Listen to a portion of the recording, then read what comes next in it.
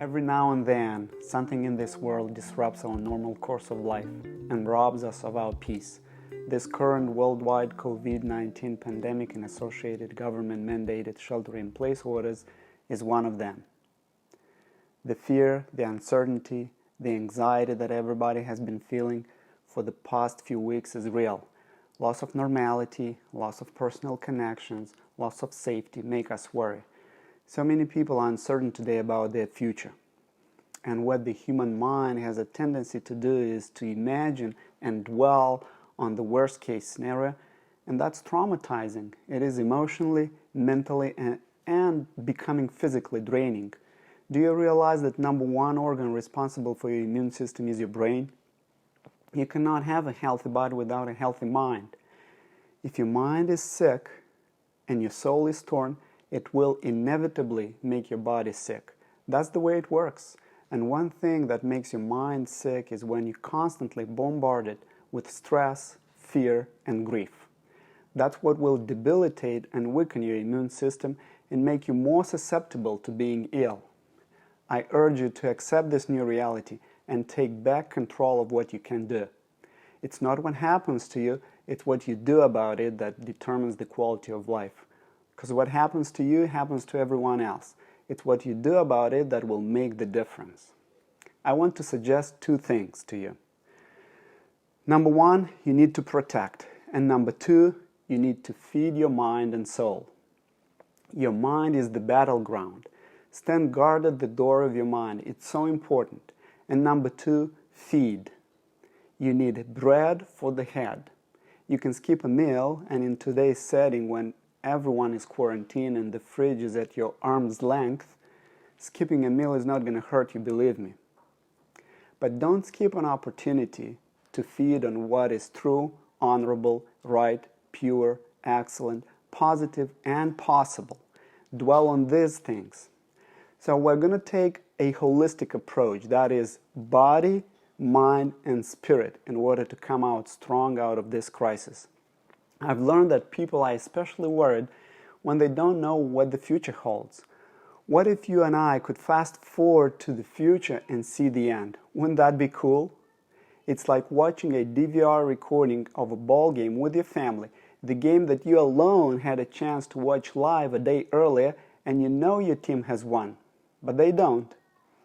As you observe the emotions on their faces, you remain calm and hopeful. Members of your family don't understand why, they even accuse you for not caring. But you keep telling them, I have a very good feeling about it. Believe me, we will win. And that's the kind of attitude I want you to adopt for yourself and your family in these unprecedented times. There is an ancient manuscript the Jews refer to as the scroll of the prophet Daniel. It was written in two languages, in Hebrew, which was the language of the Jews, and in Aramaic, the language of the Chaldeans who lived in the Babylonian Empire, the world's dominant power at that time. Exact copies of these writings were later produced by scribes, men who were trained in the skill of writing and copy-making so that nothing was lost.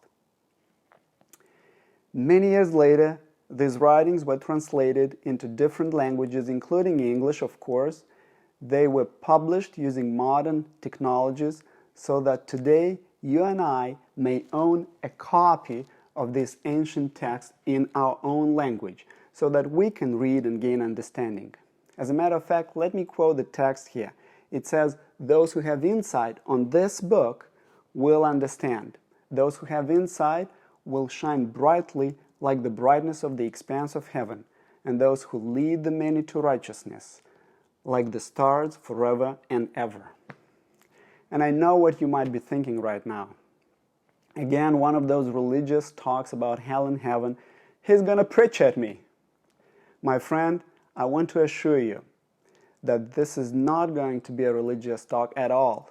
I'm well aware of the fact that there is plenty of information out there, and you can easily hop on the website of a religious organization and listen to someone preach. You see, I'm not a theologian, I'm not a minister or a priest. In other words, I don't do this for a living. So I hope you can identify with me and be willing to listen to what I have to share. I want to inspire you. I want someone to look at me and say, because of you, I did not give up.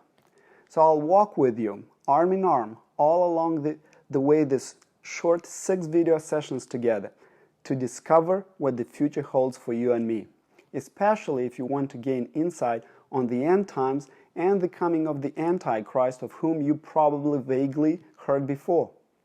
By the end of our time together, you'll have a complete profile of what his appearance is going to look like. So back to the story. And by the way, this is not a fiction story. These are historical and prophetic writings which were written for these times in which you and I live in. How can a book that was written thousands of years ago be relevant to this day, you may ask? If you stay the course, you'll see how relevant it really is. As a matter of fact, the book itself stated clearly that it will become more relevant for us than it was for many in those days when it was written. It says right here, "Go your way, Daniel, for these words are concealed and sealed up until the end time." How dependable is it? Can I really trust that what was written in this book is the absolute truth? You can. What you and I will be looking at is a master script.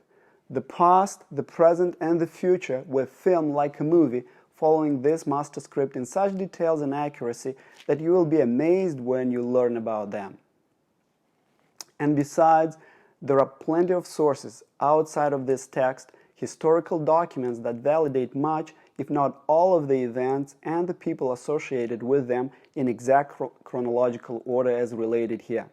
You can look them up on your own, but for now, let's focus on this text. A divine revelation came to a man in a dream. This man was a king, a pagan king who subdued many nations and became a world powerhouse, the king of Babylon. He had a sophisticated and hard to pronounce name, Nebuchadnezzar. He was a very cruel and ruthless king. In spite of this fact, the revelation came to him, not to someone who was all-loving and all-caring. But it wasn't quite simple. It came in a terrible dream that robbed him of his sleep, his sanity, his peace. You see, the fear, the uncertainty, the anxiety that he was feeling was very real. Can you relate to him by looking at the world today? This thing troubled him so much, even to the extent that he summoned up all the magicians, sorcerers, and the wise men that he had on staff as his trusted advisors to tell him the meaning of the dream. The problem was, he forgot what the dream was. It's common. You may have experienced it yourself. You woke up in the middle of the night in a cold sweat. You just realized that you had a nightmare, and 10 minutes later, you forgot what the dream was. Needless to say, no one could tell what the dream was nor explain it. The king was enraged. He was determined to kill all his advisors, not to lay them off, but to kill them all. Remember I mentioned to you how cruel and ruthless he was? The word about this decree came to Daniel, who was of a Jewish descent, a captive in the land of Babylon. So Daniel had the audacity to ask this cruel and ruthless king for a break and request of God the meaning of the dream. So we'll pick up the story from verse 19. Then the mystery was revealed to Daniel in a night vision. Then Daniel blessed the God of heaven. Daniel said, "Let the name of God be blessed forever and ever, for wisdom and power belong to him. It is he who changes the times and the epochs. He removes kings and establishes kings. He gives wisdom to wise men and knowledge to men of understanding. It is he who reveals the profound and hidden things. He knows what is in the darkness, and the light dwells with him." Isn't that encouraging? Daniel was praising God for holding the answers to any mystery. I'm sure by now you want to know what the dream was and the meaning of it, right? So here we go. "You, O king, were looking, and behold, there was a single great statue. That statue, which was large and of extraordinary splendor, was standing in front of you, and its appearance was awesome. That is to say, terrifying, frightening, or striking. The head of that statue was made of fine gold, its breast and its arms of silver, its belly and its thighs of bronze, its legs of iron, its feet partly of iron and partly of clay. You continued looking until a stone was cut out without hands, and it struck the statue on its feet of iron, clay, and crushed them. Then the iron, the clay, and the bronze, the silver, and the gold were crushed all at the same time and became like chaff from the summer threshing floors, and the wind carried them away, so that not a trace of them was found. But the stone that struck the statue became a great mountain and filled the whole earth. This was the dream. As you can imagine, King's eyes lit up. He recognized it. He remembered. How in the world could any living man on the face of this earth know this? And now, in a great anticipation even, the king wished to know what this dream meant. We keep reading. This was the dream, and now we will tell its interpretation before the king. You, O king, are the King of kings, to whom the God of heaven has given the kingdom, the power, the strength, and the glory. And wherever the sons of men dwell, or the beasts of the field, or the birds of the sky, he has given them into your hand, and has caused you to rule over them. You are the head of gold. Bingo! You and I have just been given one key to solving this code, so to speak. In the grand scale of the entire history of the world, this king and his kingdom were regarded as the peak, the marvel of the world, the most grandiose empire on the face of this earth, thus the head of gold.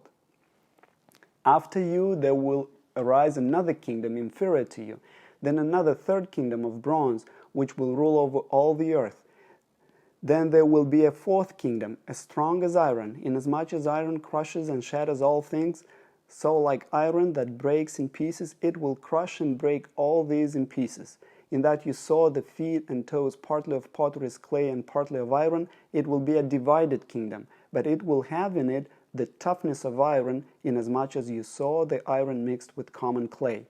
As the toes of the feet were partly of iron and partly of pottery, so some of the kingdom will be strong, and part of it will be brittle. In the days of those kings, a very important time phrase, saying in the days of those 10 kings, because there were 10 toes, each toe representing a king, the God of heaven will set up a kingdom which will never be destroyed, and that kingdom will not be left for another people. It will crush and put an end to all these kingdoms, but it itself will endure forever. Inasmuch as you saw that a stone was cut out of the mountain without hands, that is to say, without human intervention, it did not come from man, and that it crushed the iron, the bronze, the clay, the silver, and the gold, the great God has made known to the king what will take place in the future. So the dream is true, and its interpretation is trustworthy. Wow, how am I to make sense of it all, you may ask? And I get it, I'm with you. It might be a whole new language for you. I didn't mean to dump it all on you at once and have you deal with it by yourself. I'll help unpack. I'm going to walk you through it.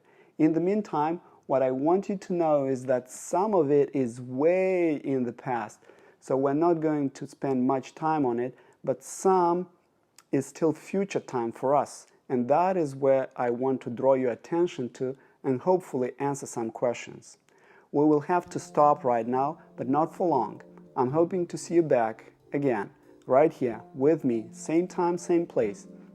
And as we make progress and put flesh onto these bare bones, so to speak, I promise you things will start to make more sense and become more clear.